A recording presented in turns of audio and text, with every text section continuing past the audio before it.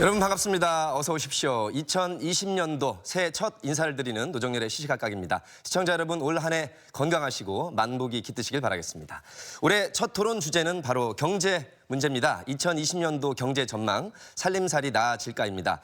정부의 발표에 따르면 올해가 작년보다는 나아질 것이라면서 2.4%의 경제 성장률을 제시했습니다. 하지만 경제 전문가들 사이에서는 낙관과 비관의 전망이 엇갈리고 있는데요. 2020년도 우리 대전, 세종, 충남 지역 경제가 나아지기 위해서 어떤 것들이 필요할지 경제 전문가들과 함께 집중 분석해 보겠습니다. 노정열의 시시각각 지금 바로 출발합니다.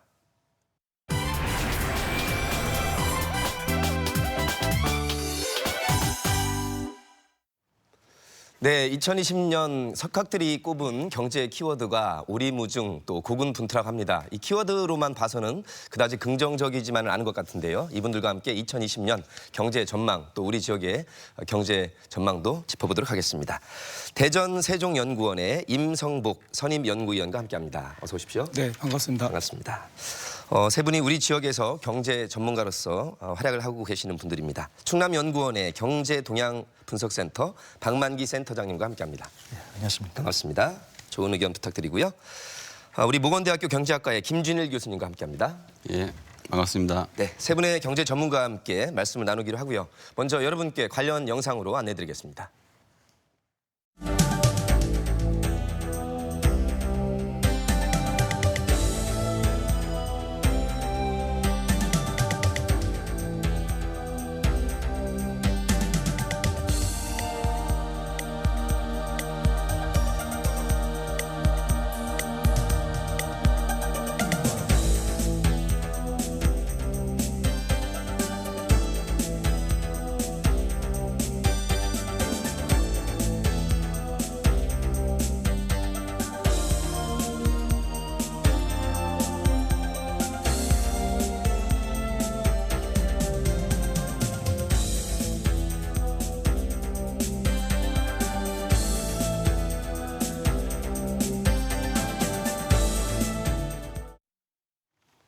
네, 영상으로 안내를 드렸는데요. 우리 한반도의 지정학적 위치가 여실히 드러나는 것 같습니다. 미중 무역 갈등, 또 우리 가까운 일본의 수출 규제, 보복 여파로 경제 상황이 순탄치만은 않았던 것은 사실인 것 같습니다. 경제 성장률도 당초에 제시됐던 것만큼은 오르지 못했고요.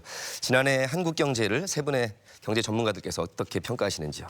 먼저 임 연구원님 한번 말씀해 주시겠습니까? 예, 지금 방금 말씀하신 것처럼 대단히 좀 어려웠던 한 해였다 생각이 됩니다. 그렇지만 그러한 그 대외 경제의 어려운 여건에도 불구하고 여러 가지 그나마 2% 정도의 성장률을 유지할 수 있을 거라고 하는 예상, 이 정도만 해도 굉장히 선방한 거 아닌가 이런 생각을 해봅니다. 사실 과거에 그런 한국 경제의 그 고성장률 지속 이런 기대를 갖기는 이제는 어려울 거고요. 이미 우리 한국 경제가 선진국 경제 시스템에 거의 다 달았습니다. 그렇기 때문에 다른 선진국들과 비교해 봤을 때 다른 나라 보통 한 1%대 성장률인데 2% 정도면 그나마 그래도 조금 괜찮은 거다 이렇게 판단합니다. 예, 전반적으로 어려운 상황 속에서도 선방했다 이 정도로 봐주셨는데 사실 이제 선방의 개념이 기회로 보면 더 잘할 수 있었는데 이것밖에 못했다고 볼 수도 있고 그래도 어려웠지만 이 정도 한 것도 잘했다 이렇게 볼 수도 있어서 나머지 두 분 우리 경제 박사님들의 말씀 들어보겠습니다. 방 센터장님 어떻게 보셨습니까? 저는 임성복 박사님 말씀하신 부분에 상당 부분 다 동의를 합니다. 저희들이 겪었던 특히 충남 같은 경우에서는 여러 부분에서 어려움을 많이 겪었습니다. 예. 연초 그리고 거기에 자동차 부분에 대해서 군산 쪽에 있는 어떤 자동차에 대한 어떤 어려움들을 역시 여파를 북부 쪽에서 역시 영향을 미쳤고요. 예. 잘 아시겠지만 하반기에서는 일본 수출 규제에 의해서 상당한 충격이 있을 거라고 예상을 했는데 여기에 대해서 저희들이 얻은 결론은 그 정책적으로 도와 또 그리고 여러 도민 그리고 또 연구원 모두 다 다른 그 관계기관 모두 다 상당히 합심을 해서 잘 헤쳐나간 것이 아닌가. 예. 그럼에도 불구하고 불구하고 충격이 있었던 것은 사실입니다. 특히 미중 무역의 그 갈등으로 인해서 저희들 충남이 갖고 있는 어떤 제조업 중심의 그런 경제 구조 속에서 상당한 충격이 있었던 것은 뭐 사실으로 볼 수 있습니다. 예. 보니까 반도체 수출이 25.9% 감소했고요. 대중무역도 그 갈등 여파로 16%나 감소를 했습니다. 과연 이 수치가 주어진 여건에서 잘한 것인지 못한 것인지 또 전문가들과 우리 국민의 여론 판단이 있어야 될 것 같은데요. 김준일 교수님 어떻게 보셨습니까? 전반적으로 보면 이제 2019년도 한국의 경제 성장률이라는 게 이제 한 2%로 예측되는데요. 소위 그 성장 잠재력이라고 얘기할 수 있는 잠재 성장률이 한 2.5에서 2.6%로 보통 얘기를 하니까요. 그걸 이제 비교해 보면 조금 낮은 성적표가 아닌가, 부진한 성적표가 아닌가 싶고요. 뭐 그럼에도 불구하고 뭐 여러 다른 나라의 상황이나 뭐 미중 무역 갈등이라든지 이런 뭐 객관적인 상황을 보게 되면 나름대로 선방한 것이라고 이제 평가할 수도 있다 이렇게 생각합니다. 예. 흔히 고래 싸움에 새우등 터진다고 미국과 중국이 무역 갈등이 있으면 우리 또 한반도가 또 대한민국 경제가 영향을 받았었는데 그래도 어려운 여건 속에서도 열심히 했다 이 정도로 이렇게 정리를 해볼 수가 있을 것 같습니다. 조금 시야를 좁혀서 우리 지역으로 조금 좁혀보겠습니다. 지난해 대전, 세종, 충남의 경제는 어땠을지 우리 지역 경제를 세 분께서 늘 주목해 오셨는데 임 박사님께 먼저 여쭤보겠습니다. 저희 그 대전 지역의 그 GRDP 성장률 발표가 지난해 12월 말에 통계청 발표가 나왔는데 아쉽게도 2017년, 2018년 연 이어서 0.8% 정도의 저조한 이런 그 결과를 낳습니다. 사실 엄밀하게 뭐 우리나라 전체적인 성장률이 좀 낮은 그런 부분 속에 있지만 특히나 좀 더 낮은 그 이유는 이제 지역의 그 제조업, 건설업, 그다음에 운수업 이런 부분이 좀 굉장히 그동안 저조했고요. 그다음에 이제 또 하나 이제 특징은 다만 좀 서비스업 분야에 있어서 전통적인 그 서비스 업종이라고 할 수 있는 음식, 숙박, 그런 유통 이런 부분이 비율이 많이 빠진 반면에 지식기반 서비스업이라고 할 수 있는 사회 서비스업, 교육, 그다음에 보건복지 뭐 이런 쪽의 데이터들은 굉장히 좀 성장을 보였습니다. 그래서 그런 부분이고요. 다만 이제 그 전에는 그랬지만 적어도 2019년 하반기 이후에 대전 지역의 뒤에 지표 얘기가 좀 나오겠지만 고용률 지표가 전국 최고 수준으로 다시 회복됐습니다. 그래서 아마 앞으로의 그 데이터는 이런 고용이라고 하는 것은 생산 공급적 측면에서 볼 때 긍정적이거든요. 그렇기 때문에 데이터는 좀 회복되지 않을까 이렇게 생각합니다.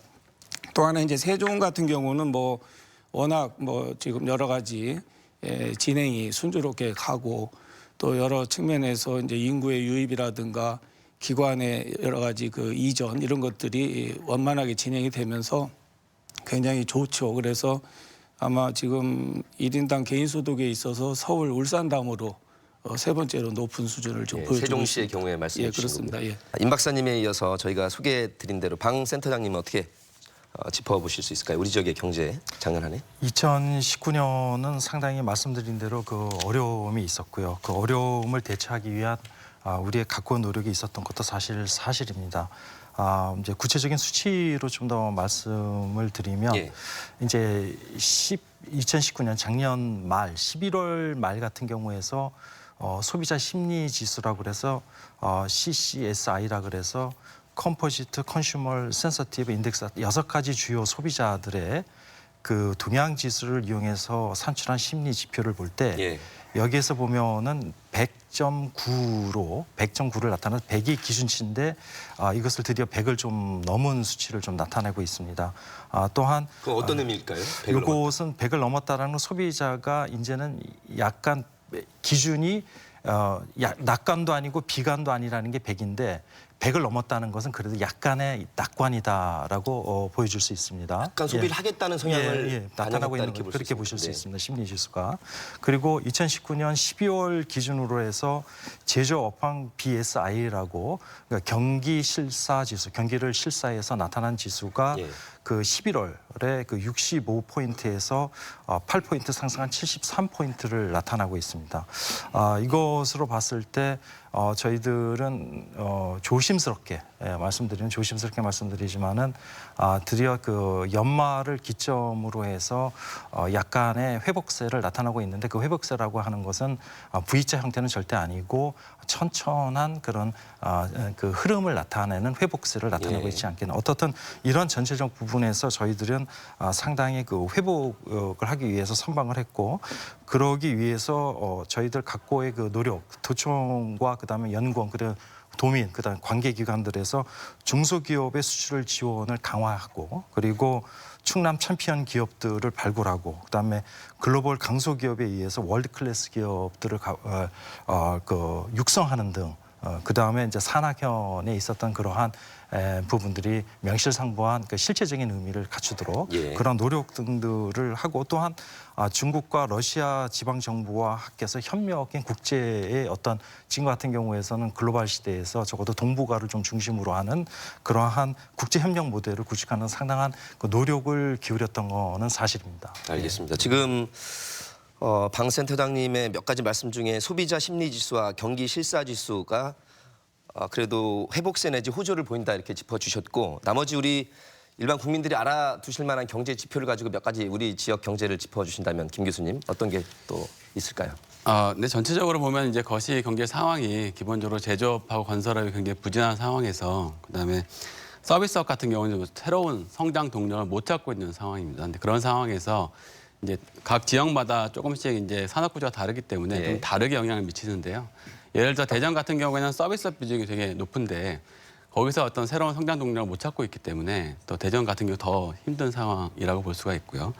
예를 들어서 뭐 사업 서비스업이라고 얘기하는 이제 관련 리포트를 보면 사업 서비스업 같은 경우에는 굉장히 이제 부가가치율 저하가 심하고요. 성장 속도도 둔화되고 있습니다. 이제 그런 거에 영향을 받아가지고 대전 같은 경우가 되게 부진한 그런 상황을 보여주고 있다 이렇게 볼 수가 있겠습니다. 저희가 잠시 후에 또 대전, 세종, 충남 경제 상황이 여건씩 조금씩 다르기 때문에 그것을 짚어보도록 하고요. 혹시 우리 대전, 세종, 충남 지난해 경제 그 동향을 혹시 말씀하지 않은 것이 있으면 한 번 더 정리할 수 있는 시간 드리겠습니다. 네. 우리가 보통 그 지역 경기를 좀 예측하는 지표로 통계청의 이제 경기 종합 지수 그리고 금방 우리 방 센터장께서 말씀하신 경기 그 BSI라고 하는 지표, 그다음에 이제 체감 경기 지수 뭐 이런 등등의 지표를 좀 우리가 이용을 하는데 대전 지역의 경우 이제 우리 대전 지역은 이제 그 경기 종합 지수를 매달 좀 발표를 하고 있습니다. 그래서 이 지표 값이 소비와 수출 그다음에 이제 고용 이런 부분에서 좀 최근에 좀 꾸준히 회복을 하고 있고요. 다만 이제 이 제조업 부분의 이제 생산과 건설 경기는 여전히 좀 저조합니다. 이제 이런 것들이 이제 서로 긍정적인 요소와 부정적인 요소가 서로 어떻게 조응하느냐에 따라서 이제 플러스 마이너스의 좀 그런 그 결과치가 나올 거라고 보는데 그런 부분이 되겠고요. 그다음에 이제 세종 같은 경우는 이제 그 경기 종합지수 발표는 않고 있습니다. 그래서 이 소상공인 이 체감 경기 지수라고 하는 거를 이제 생산 발표를 하고 있는데 지난해 8월 이후로 꾸준히 상승세를 지금 보이고 있고요. 현재 그렇습니다. 그래서 생산이라든가 이런 주택 매매, 그다음에 이제 그런 건설 이런 부분, 경제 활동 인구 이런 측면에서 꾸준히 증가세를 보이고 있어서 아마 세종은 그래도 차별적으로 다른 지역에 비해서 좋은 그런 흐름을 유지해 나갈 것으로 이렇게 생각을 합니다. 우리 지역 현황과 전망은 잠시 후에 또 한번 살펴보기로 하고 대한민국 전체 2020년도 경제 성장률 전망을 국책연구소 또 민간연구소 정부 차원에서 조금씩 다를 텐데 정부 입장에서는 2.4%의 경제 성장률을 제시를 했습니다.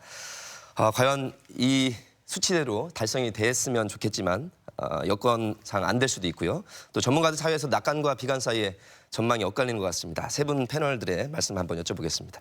김 교수님께 먼저 여쭤볼게요. 국내외 주요 기관과 민간 연구소들이 대부분 다 1.6에서 2.3% 정도의 성장률을 예상하고 있고요. 뭐 정부는 물론 2.4% 정도로 이렇게 예상을 하고 있는데 부정적인 측면하고 긍정적인 측면이 다 있습니다. 그러니까 부정적인 측면을 보면 세계 경제가 그렇게 빨리 회복될 것 같지는 않다라는 거죠. 계속 수출과 투자, 소비 부진이 전반적으로 계속될 것 같다는 것이 있고요. 업종별로 보면 우리나라의 7개 주요 업종 가운데 자동차, 석유화학, 철강, 건설 이 4개 업종이 여전히 2020년에도 침체를 이어갈 거다. 이런 이제 전망이 우세하고요. 긍정적인 측면도 물론 있습니다. 예를 들어서 미중 무역 협상이 뭐 작년 12월에 1단계 협상이 뭐 타결이 됐고 좀 이제 한숨 돌리는 그런 분위기고요. 또 하나 중요한 게 이제 하락세를 지속하고 있었던 반도체 가격이 다시 반등을 하고 있습니다. 그래서 이제 그런 상황을 보게 되면 뭐 이런 국내적으로도 보면 2019년 11월에 이미 국내 소비랑 국내 설비 투자, 산업 생산 이런 것들이 모두 조금씩 반등하고 있거든요. 그래서 전체적으로 보면 아까 박 박사님 말씀하셨던 것처럼 아주 급격한 턴을 하는 V자형이나 뭐 U자형까지는 아니지만 약간의 반등을 이제 동반한 L자형이 될 것 같다. 이런 전망이 뭐 전문가들 사이에서는 우세하다고 볼 수가 있겠습니다. L자면 완만한 상승세로 가고 있다. 예, L자는 이제 그 U자나 V처럼 이렇게 팍 치고 급격하지 올라가는 게 아니라 이제 약간의 반등을 동반한 이제 L자형. 약간 이제 그건 이제 앞으로 경제 운영을 어떻게 하느냐에 따라서 좀 영향을 좀 많이 받겠습니다. 그렇습니다. 가계 기업 경제 주체들이 또 어떻게 하느냐에 따라서 이 성장률 달성 여부가 달라질 텐데 일단 2.4%라는 경제 성장률과 관련해서 김 교수님 말씀해 주셨고요. 우리 방 센터장님도 첨언하실 게 있으실까요? 저희들이 보는 부분에서는 이제 대외 여건을 중심으로 해서 불확실성이 계속 상존하고 있다고 그렇게 보고 있습니다. 2019년 작년에도 미중 무역에 대한 충격이 저희들이 상당히 너무 컸기 때문에 천만다행인 것은 올해 초에 이제 그 미중과 제1차 중간 무역 그 합의가 이제 도출이 된다고 한다면 다행히 세계 경제에도 긍정적인 영향을 끼칠 거고 대한민국 그리고 충남 경제에도 상당히 좋은 그 시그널을 가져다 줄 것은 그렇게 예상하고 있습니다. 그래서 이제 그런 부분들의 불확실성이 존재하고 있는 것은 사실이고 또 하나는 두 번째는 그 중국의 부실 채권 문제들도 저희들이 좀 예의주시해 볼 필요가 있습니다. 중국발 어떤 그 금융 위기가 일어나지 않도록 뭐 중국 당국의 문제이기도 하지만 그것이 중국뿐만의 문제가 아니라 세계 경제에도 여파를 미치고 우리 대한민국도 충남 경제에 영향을 미치기 때문에 이 부실 채권 문제를 어떻게 잘 중국 정부에서 잘 잡아나갈 수 있는 것은 상당히 우리가 모니터링해야 될 그런 사항으로 봅니다. 또한 대내적으로는 저희들이 보면은 그 문재인 정부에서 하고 있는 최저임금제도와 주 52시간 근로제도의 그 의도가 상당히 중요했다는 것은 의심의 여지가 없습니다. 그럼에도 불구하고 그걸 통해서 중소기업의 어려움과 특별 연장 근로 허용의 그 요건 완화 등을 계속 하고 있어서 그러한 부분이 어떻게 시행될 수 있느냐가 상당히 중요하고요. 또한은 이제 정부의 적극적인 재정 정책과 그다음에 통화 정책을 어떻게 조율할 수 있는가 그 부분. 그리고 세 번째로는 저희 김진일 교수께서 말씀하셨던 그 내용과 일맥상통할 수도 있지만 또 새로운 부분으로서는 사실 저희들이 염려했던 것은 그 3분기에서 사실은 그 물가가 하락하고 고용도 감소하고 생산이 감소하는 그 디플레이션 늪에 빠질 위험이 혹시라도 존재하지 않겠느냐라는 걱정을 많이 하고 있는데 일단 지금 현재 시점입니다. 2020년 현재 시점에서는 물가는 상당히 낮지만 적어도 생산이 조금씩 회복된다는 지점을 봤을 때 디플레이션의 악순환은 지금 그 일본이 갖고 있는 20년의 악몽을 우리가 가지는 그 정도까지는 절대 오지 않느냐라는 좀 다행스러운 것을 하고 있지만 그것은 나중에 설명되는 어떤 구조적 개혁 그리고 우리들의 노력과 인맥 굉장히 밀접하게 관련이 있다고 생각합니다. 혹시 두 박사님 말씀하신 거 외에 우리 경제 성장률에 영향을 미칠 대내외적 여건 짚어주실까요? 지금 우리가 지금 대외적인 그런 어려운 여건이 있기 때문에 이제 결국은 우리가 이제 수출 주도의 이런 경제 성장을 이끌어왔던 부분들인데 우리가 이제 그 수출이 중요한 부분은 뭐냐면 수요 관리 측면에서 우리가 소비, 투자, 수출 이렇게 세 축을 하나를 이루고 있거든요. 그러면 이제 대외적인 그런 어려움, 그래서 이제 수출이 어떤 그 수출에 따른 어떤 그 기대 이런 부분들이 조금 곤란을 겪게 된다고 할 경우 결국은 내부적인 문제로 해결해서 즉 소비 진작과 공공 부문과 민간 부문의 투자를 우리가 확장해 나가야 되는 이런 부분들입니다. 근데 소비는 결국은 문재인 정부 들어와서 그 소득주도 성장 이렇게 얘기하면서 그 성과가 과연 어느 정도 이게 좀 가시화되는지 그건 아직도 지금 불분명한 부분이겠고 결국은 투자입니다. 자, 그러면 국내 투자에 있어서 핵심은 정부의 그 공공부문 투자와 민간 투자를 이끌어내는 부분인데 지금 우리 그 민간 부분에서의 투자 여력은 적어도 재벌만 가지고 봐도 1,400조 원이나 됩니다. 사장되고 있는 거죠. 이 부분을 어떻게 우리가 생산적 부분으로 이끌어 오느냐는 부분이겠고 그거는 이제 차후에 또 한번 뭐 기회 되면 말씀을 드리겠지만 정부는 어쨌든 간에 한 금년 2020년도에 재정 확장을 한 40조 원을 늘렸습니다. 굉장히 큰 예산이죠. 이제 이런 부분들이 이제 정부가 여러 가지 뭐 창조 경제라든가 또는 4차 산업혁명이라든가 또는 첨단 부품 소재 부분에 대한 이런 대체 기술 산업 부분에 대한 이런 지원 이런 쪽으로 이끌어갈 부분인데 어쨌든 간에 이런 수출이 어려우니까 내부적인 소비와 투자 관리를 통해서 정부가 이끌어갈 거고 정부의 재정 지출을 통한 고용 창출 뭐 이런 진행이 갈 겁니다. 과연 핵심은 이미 외연적으로 결정은 됐죠. 민간 부문의 투자 여력을 어떻게 이끌어 오느냐 이것이 가장 중요할 거로 생각을 해봅니다. 지금 말씀하신 경제 선순환을 이루기 위해서 투자가 잘 돼야지만 그것이 마중물이 돼서 결과가 나타날 텐데 홍남기 경제부총리가 2.4% 경제 성장률을 유지하기 위해서 공공과 민간에서 100조 원의 투자를 이끌어내겠다 이런 야심찬 계획을 발표했는데 가능성을 어떻게 보시나요? 우리 김 교수님? 예. 그 민간 대규모 투자가 한 25조 정도 되고요. 그다음에 민자 투자가 15조 정도 되고 공공 투자가 한 60조 정도 돼가지고 이제 100조를 투자처를 발굴하겠다 이런 얘기인데요. 실제로 이제 투자가 이루어지고 어떤 효율성의 증진으로 인해서 경제 성장으로 이루어지려면 뭐 부총리도 얘기하셨지만 뭐 적절한 구조조정, 과감한 구조조정이 필요하다고 볼 수가 있겠습니다. 사실 한국 경제는 한 3가지 정도의 어떤 위기에 봉착해 있는데요. 첫 번째가 소위 조선 자동차 등 제조업에서의 구조조정 문제고요. 두 번째가 4차 산업혁명 등 산업구조, 거시적인 산업구조 변화가 되겠고요. 세 번째가 뭐 잘 아시다시피 급격한 고령화와 생산 가능 인구 감소 등의 인구구조 변화거든요. 요 3가지를 이제 대처하기 위해서 정부가 한정된 자원을 이용해서 얼마나 잘 대응하느냐가 이제 이런 투자의 성패를 결정하는 중요한 요인이라고 볼 수가 있겠습니다. 방 센터장님, 뭐 야심찬 계획이긴 한데 실제로 100조 원 정도 투자가 잘 이루어지면 좋겠지만 이렇게 이끌어내기 위해서는 어떤 것들이 필요할까요? 저희들이 생각하는 부분에서 100조 원이라는 규모는 상당히 할 수 있는 굉장히 좋은 규모라고 생각합니다. 그런데 그 임석 박사님께서 말씀하신 대로 가장 중요한 중핵은 가장 관건은 과연 민간의 투자가 어떻게 활성화될 수 있느냐의 여부를 정부가 그것을 이끌어내는 어떤 마중물 역할을 하고 할 수 있느냐가 결국 관건이 되는데 이것은 결국에는 그 정부의 노력뿐만이 아니라 결국에 투자의 주체는 사실은 엄격하게 얘기하면 정부가 아니라 민간 기업입니다. 그러니까 민간 기업에 있는 그 사장대에 있는 지금 수많은 유동성들을 해외에 돌리는 해외 투자 부분도 있지만 해외 투자를 일부분 적어도 그 요소들을 국내에 투자할 수 있는 그러한 여건을 정부가 마련하기 위해서 각고의 노력을 해야 되는 것은 틀림없습니다.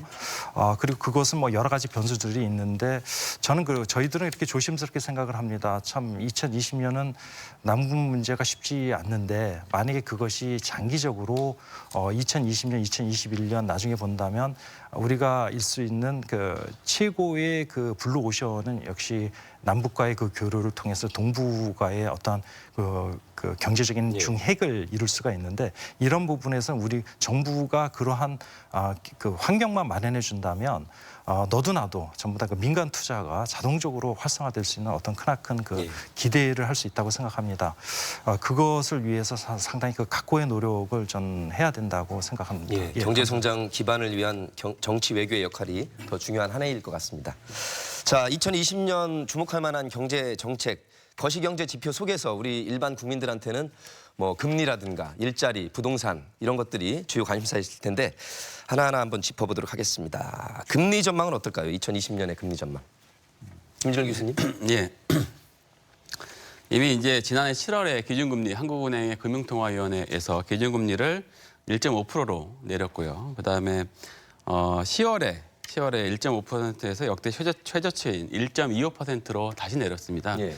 근데 그 이후에도 사실 최근에 이제 한국은행 금융통화위원장의 얘기에 따르면 한국은행 입장에서는 어쨌거나 기준금리를 더 낮출 여력이 있다. 이게 금리 인하 여력이 있다라는 걸 강조하고 있고요. 시장에서도 마찬가지로 올해 금통위가 한 차례 더 금리를 인하할 가능성이 있다. 이렇게 평가를 하고 있습니다. 그래서 뭐 여러 이제 그 경제 상황에 따라서 결정을 하겠지만 한 차례 더 내릴 가능성이 있다. 이렇게 볼 수 있겠습니다. 일반 국민들 입장에서는 저축할 때는 금리가 높은 게 좋고요. 예. 대출하는 금리는 낮으면 좋을 텐데 이 한국은행에서 정하는 기준금리는 이런 양쪽 측면에서 어떤 영향을 미칩니까? 기준금리가 내려가면 아무래도 둘 다 이제 사실은 뭐 이제 수신이나 여신 이자를 다 내려가는데요. 전반적으로 경제 상황이 안 좋으면 경제를 좀 더 이제 진작하기 위해서 기준금리를 낮춰서 시장 이자율이 낮으면 이제 소비나 투자가 이제 활성화되는 측면이 있기 때문에 그런 측면에서 보면은 뭐 서민들한테도 도움이 될 수 있는 그런 정책이라고 볼 수 있겠습니다. 그렇군요. 금리와 관련해서 또 코멘트할 게 있으면 한번 해주시죠. 저희들은 그 금리가 이제 그 김진일 교수님이 보는 부분에서 금리 인하 여력들이 그 미국의 그 페더럴 레저브 보드의 미국 그 연방 준비 이사회에서의 어떤 금리 차들이 저희들이 있어 여력들이 상당히 발생할 수 있다라고 이렇게 마찬가지로 보고 있습니다. 다만 정책적으로 좀 개선할 부분들이 필요한 건데 단순히 금리 부분이 아니라 우리나라의 그 원화의 화폐 가치에 대한 그 재고 노력도 당연히 필요합니다. 우리가 지금까지는 모든 수출을 하든가 수출 무역의 대부분 달러의 그 화폐 구조로서 우리가 갖고 있는데 그런 의미 속에서 광해의 그 달러 블록 속에 우리가 포함되어 있다고 틀리지 않는 얘기입니다. 예. 그런데 그것이 갖고 있는 큰 장점도 있습니다. 장점은 그 미국의 화폐 가치가 세계 화폐고 안정성을 갖고 있지만 그러나 우리가 독일이나 일본과 같은 경우에서 보면은 그들은 자기의 그 수출 규제를 같이 하면서 특히 독일 같은 경우에서는 도이체 마르크라고 하는 강한 커런시 정책, 강한 화폐 정책을 같이 그 드라이브를 했습니다. 여기에 우리가 상당히 좀 예의주시해서 볼 필요가 있습니다. 이것은 중국 같은 경우에서도 자기들 위안화의 국제화를 하고 있는 그러한 모습과 마찬가지로 우리가 언제까지 미국 중심의 화폐의 그 달러 블록에 계속 가담이 돼 있을 것이냐 되는 것은 지금은 아닙니다만 우리가 진정한 선진국이 되기 위해서는 여기에 대한 각고의 노력이 필요하고 이거에 걸맞는 어떤 금리 정책이 필요합니다. 지금처럼 이자율을 낮추게 되면 또 다른 부작용이 생깁니다. 항상 공짜의 점심이 없기 때문에 그 부채 문제가 그 가계 금리의 그 부채 문제가 돈을 쉽게 빌릴 수 있기 때문에 부채 문제가 더 커질 수 있고요. 또 여러 가지 다른 그런 부작용 문제가 부동산 문제들도 여참 마찬가지로 그 버블이 생길 수 있는 문제가 있기 때문에 이것은 화폐 가치 안정화. 그래서 항상 우리가 지금 생각하는 것은 뭐냐면 돈을 가지고서 재테크를 해서 돈을 통해서 돈 장사를 하는 것이 아니라 돈은 자기가 열심히 벌어서 화폐 가치를 안정화시키는 그런 정책으로서 그런 건전한 그 사운드한 그 건전한 그 거시 경제 화폐 정책으로서 우리가 좀 변화를 유도해야 될 필요가 있다고 생각합니다. 예. 부동산 말씀을 잠깐 언급해 주셨기 때문에 금리와 관련된 이슈라서 한번 이쪽부터 짚어보도록 하겠습니다. 정부의 정책 기조는 부동산 시장을 안정화시키겠다는 그 기조 하에서 뭐 여러 차례 발표가 있었고요. 최근에는 12월 16일 날 부동산 대책을 발표를 했는데 글쎄요. 서울 아파트 값은 2주째 꺾이는 양상으로 보여지고 있습니다. 이 양상이 계속 지속이 될지 어떻게 보십니까? 부동산과 관련해서. 아무래도 이제 그 기본적으로 전체적 부동산 상황이라는 거는 중앙정부의 어떤 대책에 달려있다고 볼 수가 있겠습니다. 그래서 지금 워낙 이제 중앙정부의 강력한 의지가 있기 때문에 쉽게 그 기조를 벗어날 수는 없다. 그러니까는 상당히 많은 영향이 있을 거라고 생각을 하고요. 다만 이제 대전 지역 같은 경우에 좀 많이 이슈가 되고 있는데 대전 지역은 굉장히 많이 상승을 해왔고 앞으로도 상승할 여력이 있다라고 보통 얘기하는데 그 이제 뭐 소위 전국적인 투기 세력이 많이 개입한 걸로 사실은 얘기가 되고 있거든요. 그래서 뭐 대전 지자체 입장에서도 어떤 지역 차원에서 부동산 가격과 서민의 주거 안정에 대한 정책 의지를 좀 보여줘야 될 필요가 있다. 예를 들어서 임대주택 공급이라든지 아니면 도시재생 사업 방해라든지 이런 부분에서 좀 의지를 보여줄 필요가 있고 전국적인 투기 세력에 대한 단속이나 규제에도 좀 신경을 써야지 대전 지역 부동산도 좀 안정시킬 수 있지 않을까 이렇게 생각을 합니다. 예. 거시 정책의 목표 중에 하나가 이제 물가는 잡고 일자리는 많이 늘려서 고용률을 높이겠다는데 두 마리 토끼가 참 잡기가 어렵습니다만 문재인 정부가 벌써 중반을 넘어섰고 일자리 대통령, 일자리 정부가 되겠다고 했습니다만 전체적으로 지금 고용 없는 성장이 계속 이어져 왔고요. 이 추세 속에서도 할 수 있는 정책들 또 우리 국민들은 어떻게 대처를 해야 될지 일자리와 한번 고용 얘기를 해보도록 하겠습니다. 우리 방 센터장님. 예, 일자리 부분들은 우리가 좀 전에도 설명드렸지만은 그 제조업이 그 좀 침체돼 있고 좀 정체돼 있다라고 볼 수 있습니다. 더 이상 우리가 그 성장의 그 로코모티브 원동력을 갖고 있었던 것이 사실은 제조업이었는데 충남도 여기에 마찬가지입니다. 가장 중요한 제조업인데 제조업의 성장이 생각보다 상당히 이제는 좀 그 성장의 그 둔화가 명백하게 드러나고 있습니다. 이러한 부분에서는 아무래도 각고의 노력이 있는데 고부가가치를 활용한 서비스와의 접목, 그다음에 4차 산업과의 접목 이런 부분과 관련이 있습니다. 그럼에도 불구하고 이 구조적인 그 조정에 따른 그 여파 또한 마찬가지로 있습니다. 그래서 이 고용이라는 것은 지금 보면은 대기업 위주의 하청 구조의 그 시스템 속에서는 어떠한 그 대기업들이 대외 변수에 의해서 대기업들이 좀 몸을 사리게 될 때 그 영향이 바로 제1차 벤더, 2차 벤더 하청 기업들의 직격탄을 맞고 그로 인해서 고용에 심각한 그 문제가 발생하게 됩니다. 네. 이런 문제를 해소하기 위해서는 궁극적으로서는 고부가가치 산업으로 하면서 동시에 그 중소기업과 강소기업의 시스템으로 우리가 전환할 필요가 있다라고 생각합니다. 그래야만 고용 창출 효과가 훨씬 더 많이 일어나고 또한 여기서 있으면 지금 있는 제조업을 그렇다고 우리가 포기해서는 절대 안 됩니다. 많은 국가에서 서비스 위주로 갔을 때 여러분 잘 아시겠지만 아일랜드나 그런 경우에서는 금융 위주로 갔거든요. 그런 경우에 그 글로벌 금융위에서 바로 직격탄을 맞게 됩니다. 그래서 그것을 어느 정도 유지하고 경제를 이끌어가고 고용을 이끌고 생산을 이끌어갈 수 있는 제조업이 항상 중요하기 때문에 이 제조업을 근간으로 해서 이것을 어떻게 구조적으로 서비스업과 고부가가치 서비스와 같이 협력을 해서 나갈 것인가 그런 과정 속의 고용 효과를 모색할 필요가 있다고 생각합니다. 실제 그 산업 구조를 봐도 80~90%가 중소기업 아니겠습니까? 그리고 이 정부는 중소벤처기업부 장관 자리로 격상까지 시켜서 의지는 보였는데 참 대중소기업 상생한다는 게 목표이긴 한데 실천은 굉장히 어려워 보입니다. 우리 임 박사님 아까 못다한 말씀 해주시죠. 예. 뭐 부동산 부분하고 이제 금리 또 이 투자 관련된 부분 이제 말씀은 있으셨고요. 지금 저희들이 이제 지금 뭐 물가하고 민간 소비 부분에 대해서 좀 간단하게 좀 말씀을 드리면 민간 소비가 굉장히 중요하죠. 그래서 정부도 이제 그러한 그 수요 촉진 측면에서 민간의 그 소득 증진을 위한 이런 재정 운영을 많이 하고 있는 부분인데 어떻든 금년에도 이어서 계속해서 정부는 이러한 그 수요 관리 측면에서 이제 확장적 재정 정책을 운영하게 되고 그것으로 이제 고용 그다음에 노동 시장의 어떤 개선 또 소비 심리의 개선 이런 이제 진행을 하게 될 겁니다. 뭐 그에 따라서 아마 민간 소비는 전년도에 비해서 좀 더 좀 회복되지 않을까 이런 부분이고 이제 다만 이제 지금 물가 부분인데 물가를 금년도에 이제 한 1% 정도로 관리하는 걸 좀 목표로는 하고는 있습니다만 지금 연초에 바로 지금 여러 가지 그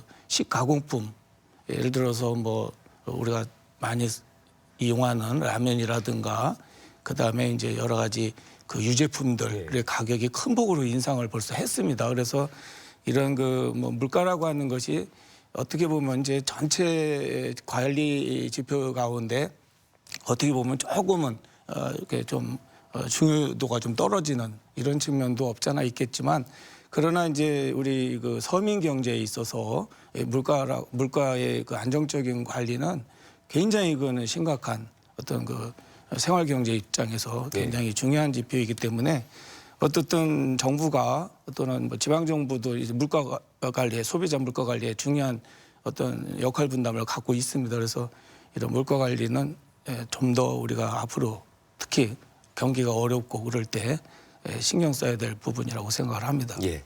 자, 2020년 대전 지역의 경제를 전망해 보겠습니다.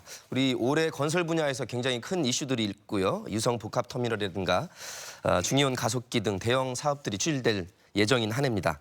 경제 활성화에 도움이 돼야 될 텐데 전망을 해주신다면 어떻게 해보실지요? 먼저 대전 부분이니까 제가 또 네. 이어서 말씀을 드리면 사실 우리가 지역 경제 활성화에 있어서 가장 큰 것은 작은 뭐 시군 단위가 아니고 적어도 150만 정도의 이런 광역 도시 입장에서 볼 때는 아무래도 이런 초대형의 국책 사업이라든가 이런 메가 사업들이 좀 많이 진행이 돼야 됩니다. 그래야 강한 임팩트가 있고 그것이 이제 건설을 비롯해서 여러 산업의 그 파괴 효과가 크기 때문에 그렇습니다. 그런데 그동안 이제 대전의 경우 보면은 준비 과정에 있던 사업들이 2020년에 들어오면서 본격화되고 또 어느 정도 이제 가시화되는 이런 시점에 다행히 와 있습니다.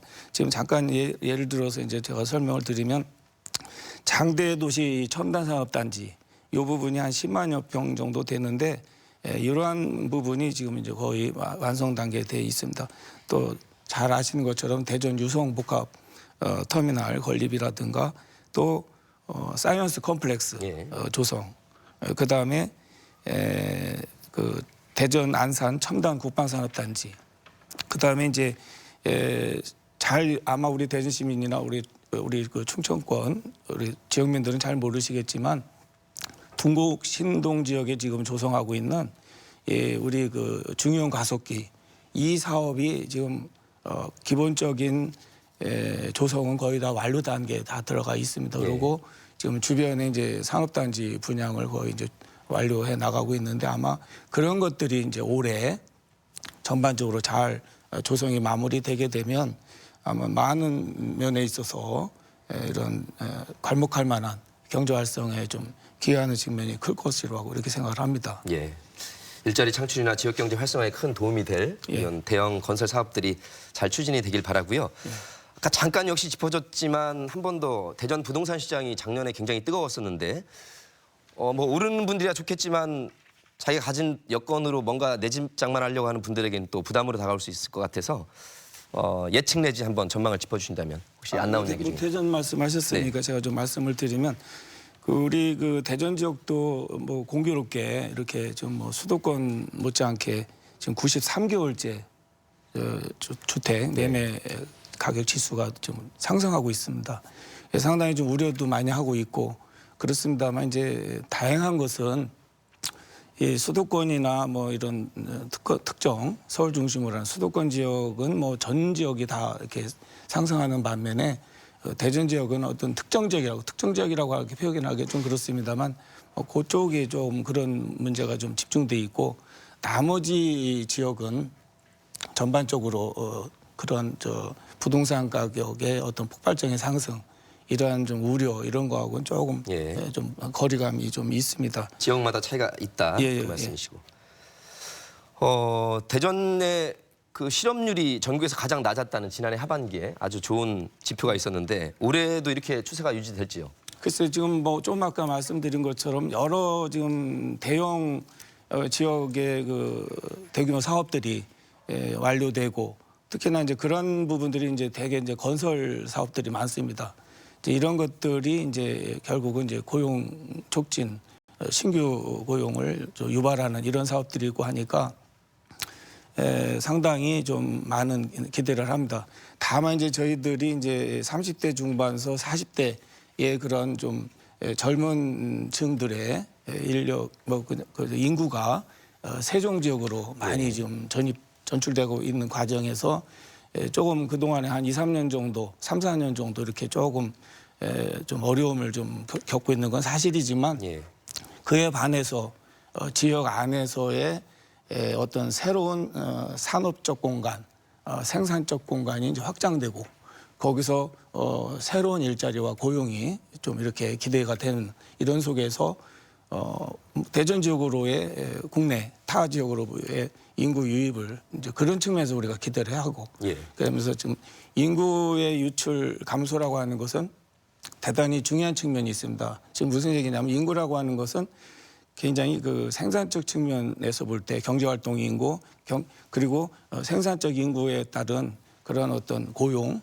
이것이 경제 성장의 성과물로 또 귀결이 되거든요. 데이터로. 그렇기 때문에 인구의 적정 관리 이것은 굉장히 중요한 부분이고 특히나 생산적 인구 연령 이 부분에 대한 유지 관리는 대단히 중요한 부분입니다. 그런 측면에서 대전에 그런 대규모의 이런 사업들이 꾸준히 지속적으로 이어진다라고 하는 것은 나름대로 세종의 변수가 주변에 세종의 변수가 있지만 그것을 좀 커버할 수 있는 그런 여지가 있다고 생각을 합니다. 예, 뭐 말씀하신 김에 대전과 세종이 같이 붙어 있는 큰 도시인데 이제 인구 유출 문제도 세종 쪽으로 빨대 효과로 유출되는 것 아니냐 이런 걱정도 있고 사실 두 도시가 또 충남까지 포함해서 세 도시가 잘 이렇게 상생하는 것이 급선무일 텐데 세종은 상가 공실률 때문에 굉장히 걱정들이 크고 투기 지역으로 지정이 돼서 이제 부동산 시장도 침체 혹은 정체라고 이렇게 걱정들이 많습니다. 세종 지역 경제를 한번 전망해 보겠습니다. 세종은 뭐 지금 우리가 당초 생각한 것 이상으로 이 공공기관이나 또 관련 단체 이런 뭐 협의회라든가 이런 것들이 지금 굉장히 기대 이상으로도 지금 잘 좀 조성이 좀 입주하고 있고요. 그래서 이런 다양한 방식의 이제 공공단지 조성이 지금 이렇게 차분하게 잘 진행이 되고 있습니다. 제일 중요한 것은 뭐냐면 사실 이 행복도시의 성패 여부는 이런 정부가 계획한 어떤 기관 이전만으로 이것이 성공의 가늠자가 아닙니다. 예. 엄밀하게 보면 이제 우리가 지금 말레이시아의 그 사례 있습니다. 또 저기 브라질의 사례도 있고 예. 또 그다음에 이제 그 호주의 사례도 있는데 이러한 말하자면 수도 또는 거의 수도에 준하는 그런 의미의 그런 도시 이전의 성패는 우리가 업무 상업지구 이 CBD 지구라고 하는 게 있죠. 센트럴 비즈니스 디스트릭트라고 하는 이 CBD 지구가 어느 정도 잘 그러한 그 관공서 주변에 세팅되느냐입니다. 이것이 가늠자예요. 그런 의미에서 제가 지금 현재 아직도 그 세종은 그런 공실률 문제는 여전히 남습니다. 그러니까 말하자면 공급이 조금 더 앞서간 거죠. 그것이 그 갭은 분명히 좁혀질 거고 나중에는 그것도 부족한 현상으로 갈 겁니다. 예. 즉 CBD 지구가 지금 형성이 돼가고 있는 과정이 있다는 것이죠. 그런 의미에서 저는 좀 굉장히 긍정적으로 보고 있고 또 하나는 이제 세종은 이 자동차 부품이라든가 정밀 소재 바이오 제약 분야에 있어서 이런 주변에 이런 그 첨단 산업 단지를 병행해서 조성하면서 우리 대덕 연구개발 특구 또 청주권이 갖추고 있는 여러 가지 첨단 기술 그런 산업지대와 이렇게 통합된 이러한 하나의 신산업지대를 또 하나 구축하고 있기 때문에 여러 의미에서 인구 뭐 30만 좀 넘었죠. 또 50만을 이제 지향하고 가는 이러한 도시 입장에서 볼 때 이러한 그 행정의 영역과 이 신산업지대의 그런 균형이 있는 이런 바란스가 이어진다고 하면 아마 굉장히 긍정적으로 세종은 되지 않을까 생각합니다. 대전과 세종이 서로 특성을 살려서 상생하길 바라고요. 아까 공실률 문제는 세종이 더 수도로서의 행정 수도로서의 기능을 갖춰간다면 해결될 것이다 이렇게 맞습니다. 전망을 하고 계십니다. 충남으로 한번 넘어가 보겠습니다. 워낙 저희 지역에 있는 가장 광범위한 광역단체이기도 하고 여러 산업이 복합적으로 연결돼 있기 때문에 다각적이고 총체적인 전망이 필요할 것 같습니다. 이 충남 부분은 우리 방 센터장님이 좀 주도를 해주시죠. 예. 저희들이 먼저 2020년 충남 지역에서 산업별 경제 여건에 대해서 몇 가지만 말씀드리겠습니다. 먼저 첫 번째는 이제 반도체에 관해서 보면은 2019년에 램 가격의 하락이라든가 그런 부분에서 침체가 계속 지속돼 있었고요. 그다음에 중국 정부에서 공격적으로 D램을 양산하고 또 기술 격차가 너무 좁혀졌기 때문에 상당히 어려움을 겪었습니다. 그런데 약간 상당히 긍정적인 것은 삼성 중심의 시스템 반도체 투자가 확대되고 또 패키징이라 그러죠. 전체를 모두 아우르는 이러한 중요한 사업들이 확대됨에 따라서 이 여파가 북부 지역인 천안 아산 지역에서의 투자 확대가 기대되고 있습니다. 두 번째는 이제 디스플레이 산업도 기존에 있었던 중국의 공격적인 투자로 LCD 시장이 이제 거의 포기돼 있고요. 그 OLED 시장에서는 어느 정도 좀 우리가 가능성이 있지만 이 역시 지금 급격히 중국에 의해서 그 잠식을 당하고 있는데 삼성 중심에서 좀 더 높은 QD OLED의 그 투자가 발표됨에 따라서 예. 충남의 아산을 또한 중심으로 해서 산업들이 활성화가 기대됩니다. 또한 그 북부 지역에서 마찬가지로 자동차 산업을 통해서 지금에 있는 그 내연기관에서 아시겠지만 최근에 있는 여러 가지 그 센세이션된 좋은 모델들을 통해서 그 수요가 상당히 늘어나기 때문에 여기에 대한 그 기대 효과 또한 저희들이 상당히 있고요. 또한 이것은 현대뿐만 아니라 거기에는 각종 그 부품 회사들도 역시 긍정적인 효과를 하청 기업 동안 긍정적인 효과를 받을 거라고 생각합니다. 지금까지 말씀드린 것은 그럼 북부 지역인데 과연 그러면은 다른 지역들은 어떤 거냐라고 했을 때 이제 현 그 민선 7기 그 양수조 정부에서는 지자체에서는 환경 경제를 통한 지속 가능한 그 발전의 선순환을 좀 의도하고 있습니다. 무엇보다도 지금 여기서 보면 그 세 가지만 먼저 이쪽 환경 쪽에서 대해서 말씀드리면은 해양 바이오 산업에 대해서 말씀드리면은 2020년에 그 예산 중에서 상당 부분의 규모로 그 액수는 제가 이제 유동적이기 때문에 좀 말씀을 드리지 않겠습니다. 해양 바이오 산업 육성을 위한 인큐베이터 건설하고 해양 바이오 뱅크를 구축하고요. 그 다음에 이제 그 해양 바이오 산업 육성을 적극 추진하면서 서천의 국립 해양 생물 자원관 등을 중심으로 하고 있고요. 그래서 결국에는 이제 국립해양생물 그 자원관하고 그 다음에 충남하고 충남군하고 지역 산업계를 중심으로 한 해양 바이오 산업 중심으로 적극적인 그런 그 노력이 이루어졌습니다. 두 번째는 해양 환경하고 관광 부분의 그 매칭입니다. 가로리만의 국가 해양 정원의 조성을 통해서 해양의 그 생태를 조성하고요. 그리고 여기서 여러분 최근에 들으셨지만 원산 안면대교 라고 아마 들으셨을 겁니다. 거기서 보면은 국내 최장 해저 터널하고 연결되는 다리를 연결함에 따라서 보령 원산도와 태안 안면도를 잇는 연육교가 연결돼 있어서 이걸 통한 기대 효과. 그다음에 세 번째는 여름 보면 분화모 역관청을 통해서 생태계를 봉헌하고 있는 그러니까 환경이 지금까지 생각했을 때는 경제에 굉장히 마이너스다라고 이렇게 생각을 하는데 그것이 아니라 역발상으로 이것을 잘 이용한 관광 산업되고 소득을 창출하는 그러한 신먹거리 산업으로서 저희들은 그렇게 생각을 하고 이것에 굉장히 그 중점을 두고 있고요. 또 두 번째는 산업 부분에서도 마찬가지로 천안 종축작 부분에서 제조업의 융합. 그래서 우리 소부장이라고 하죠. 소재, 부품, 장비 산업들을 포함한 그런 혁신 거점으로 삼으려고 그렇게 노력을 하고 있습니다. 또한 다른 부분에서도 충남의 혁신 도시에 대해서 상당히 현 지자체에서 노력을 하고 있는데 연기 공주 지역에서 약 22,000평에서 행정 중심 복합 도시가 되면 아까 말씀하셨지만 사실은 저희들이 광해에 보면 우리가 새로운 패러다임이 필요합니다. 새로운 패러다임이 필요한 것은 충청권 전체, 충북과 세종, 대전, 그다음 충남을 아우르는 그러한 전체의 틀 속에서 우리가 움직여야 그것이 어떤 광의의 그 지자체적인 그 균형 발전 의미로 해야지 어떻게 보면은 서로 테이크 오프가 있습니다. 예를 들어서 세종과 대전이 발달하면 일부 인적 자원들이 글로 가고 또 이렇게 일자리를 뺏어가고 뭐 이런 좋지 않은 그런 효과들을 상대적으로 있기 때문에 이것을 전체 그림 속에서 봐야 되고요. 이런 부분에서 어떻든 간에 행정 주심 복합 도시가 됨에 따라서 여기에서 또한 이것을 통한 정주 요건의 개선.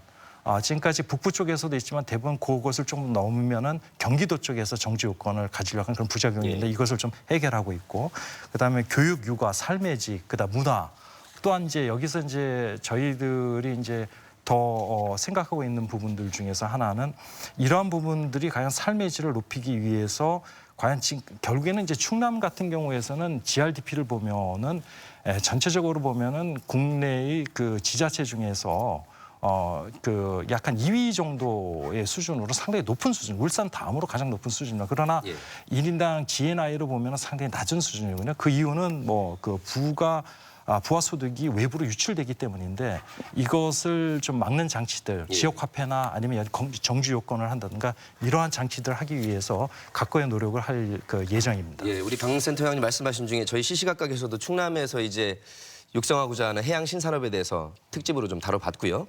다만 한 가지 이제 서북부 천안, 아산, 서상, 단진 쪽에 경제와 인구가 집중되어 있어서 도시와 농촌이 공존하는 우리 충남 전체 균형 발전도 좀 역점을 둬야 될 것 같습니다. 예, 맞습니다. 그 계획에 담겨져 있는 것 같긴 하고요.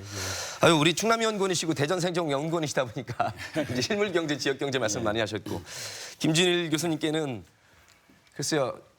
국가 전체 차원에서의 경제, 또 각 지역의 특성을 살린 지역 경제 활성화를 위한 각 지자체 또 기업, 우리 가게의 역할들 한번 총평 삼아서 정리해 주시죠.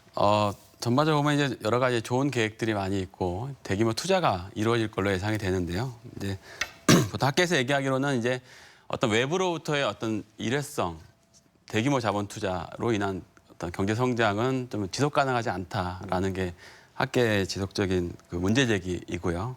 그래서 뭐 이제 요새는 내생적, 내발적 발전 전략이라고 해서 안으로부터의 어떤 지역 경제로부터의 자발적 협동 경제 조직 뭐 이런 이제 조직이 필요하다. 예. 이제 어떤 그 해외의 좋은 사례를 보면 스페인의 몬드라곤이라든지 아니면 이탈리아의 볼로냐라든지 캐나다의 퀘벡 같은 지역이 어떤 사회적 경제를 중심으로 해서 이제 시장 경제나 공공 경제를 포괄하는 어떤 지역 경제 활성화가 이루어진 성공 사례를 보통 얘기를 하거든요. 예. 그래서 어떤 대규모 자본 투자 물론 그것도 필요하지만 안에서부터의 어떤 자발적 협동 조직, 경제 조직을 협동하고 협동하는 조직이 필요하고 그걸 지원하는 체제가 이제 필요하지 않을까. 그래야지만 좀 지속 가능한 발전이 담보되지 않을까 이런 예. 생각이 듭니다. 내생적이고 지속 가능한 동력을 끝까지 가져가야 된다. 굉장히 중요한 예, 경제 모멘텀 말씀을 해주셨고요.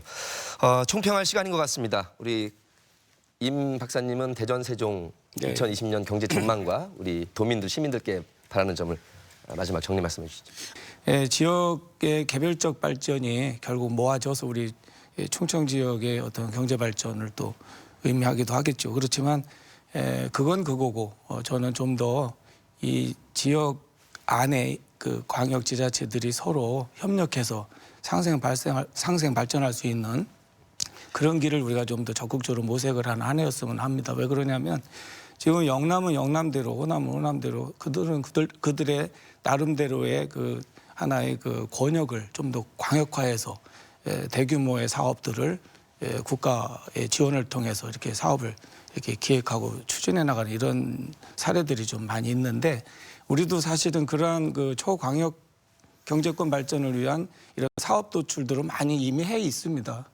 지금 충남이 지금 지향하는 이런 사업들을 세종과 대전이 같이 옆에서 좀 도와주고 또 세종이 잘 되게끔 충남과 대전이 또 도움을 주고 예. 대전이 잘 되게끔 이렇게 하는 이런 역할들이 이루어져야 되는데 그런 부분에서 항상 얘기되는 거지만 시도지사들끼리의 모임은 잘 가지시죠. 그러나 궁극적으로 이런 액션 플랜을 할 수 있는 이런 지대를 이런 걸 좀 만들어 가야 된다는 얘기를 말씀을 드리고 좀 마무리하는 의미에서 좀 하면 지난 한 해 지역 대전이 좀 어렵습니다. 하나의 그 지표를 좀 살펴보고 또 나름대로 좀 관리하는 하나의 그런 입장에서 제가 죄송하다는 말씀도 한편으로는 듣고 느낍니다. 하여튼 올해 좀 더 생산과 고용, 특히 제조업 부분에 어떤 새로운 어떤 그 사업지대가 펼쳐지기 때문에 그런 기대를 가지면서 저희들 2020년 좁혀서 우리 대전 경제 또는 세종 경제는 아마 조금 더 차별적인 성장 동력을 이끌어가지 않을까 이렇게 생각합니다. 감사합니다. 예, 우리 방 센터장님. 예, 2019년에 그 어려운 그 미중 무역이라든가 일본 수출 규제 등등의 여파 등등을 통해서 여러 가지 노력을 했음에도 불구하고 그 작년 대비 수출 같은 경우에서는 뭐 그 두 자릿수 이상의 그 하락을 하는데 상당히 어려움을 겪었습니다. 그러나 말씀드린 대로 올 그 연초를 중심으로 해서 천천히 저희들이 좀 회복세를 하고 있는데 그럼에도 불구하고 서민들한테 미치는 경제는 어려움이 계속 지속될 거라고 예상하고 있습니다. 특히 소상공인이든가 서민들의 그 피부에 와닿는 소득이 증가되는 상당히 시간이 걸려서요. 이런 부분을 해결하기 위해서 각고의 노력을 저희들도 해야 되고 충남연구원도 여기에서 어떠한 그 해결책이 있는가를 노력하기 위해서 상당히 노력을 할 겁니다. 어떻든 전체적인 부분에서는 앞으로는 2020년 그 이후로는 앞으로는 환경과 경제가 지속 가능하게 발전해서 선순환되고 아까 좀 전에 말씀하신 부분에서 어떤 공동체 경제가 활성화되는 되는 그러한 경제 구조로서 우리가 탈바꿈해야 되는 그러한 원년이 좀 되도록 노력을 해야 될 것 같습니다. 예. 감사합니다. 김 교수님 혹시 예. 못다한 말씀 있으면 최종 총평해 주시죠. 예, 저는 이제 대학에 있는 사람으로서 한 말씀 드리면 지역 경제 활성화 관련해서요.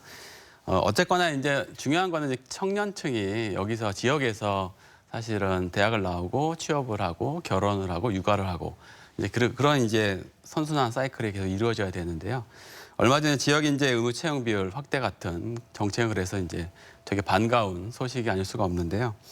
그래서 이제 소위 지역 인재 육성 및 취업 프로그램이 자리를 잡아야 된다. 예. 얼마 전에 소위 지역 선도대학 육성 사업이라 교육부가 지원하는 사업도 있었습니다만 그것이 단순히 이제 형식적인 페이퍼워크에 그치지 않고 실질적으로 여기서 인재들을 길러내고 여기서 정착할 수 있는 그런 프로그램이 돼야 된다라는 예. 말씀을 드리고 싶습니다. 예. 어려운 여건 가운데서도 세 분의 고견이 우리 지역 경제에 잘 반영이 되길 바라겠습니다. 노정열의 시시각각 오늘은 여기까지입니다. 다음 주 이 시간에도 우리 지역의 핫 이슈와 현안의 핵심을 풀어드리겠습니다. 함께해 주신 여러분 고맙습니다.